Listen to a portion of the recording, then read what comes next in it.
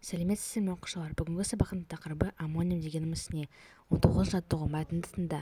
Спортпен арнайы шұғылданатын адамды спортшы деп атайды. Олар жеңімпаздарды анықтайды, жарыстарға қатысады.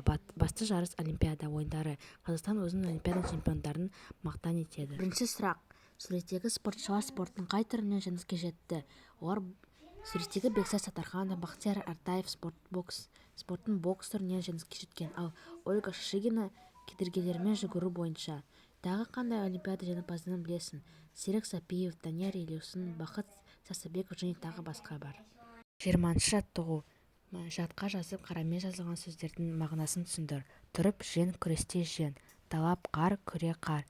Жең, жеңістен жең, киімнің жең, қар, қыста жауған қар, ақша қар.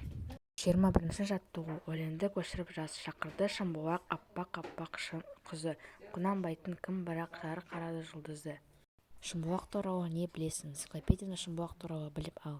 Шымбұлақ Алматы қаласының жанындағы тау шаңғылы курорты.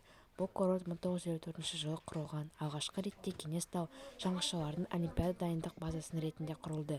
Шымбұлақ тау шаңғылық базасына дейін 4,5 километрдік қана жолы бар. 22-ші жаттығу. Суреттегі зат атаулардың екі мағына қолданып сөйлем құрап жаз. Қой, ара, мақта. Қой, қойды бағып кел. Қой, үй жұмысы істеп қой. Ара, аяланы ара шауып кетті. Ара, арамен ағашты арала. Мақта, мақтаны жинап бер. Мақта, мені апам мақтады. Осымен сабағымыз бітті. Каналға тіркелу ұмытпаңыздар. Сау болыңыздар.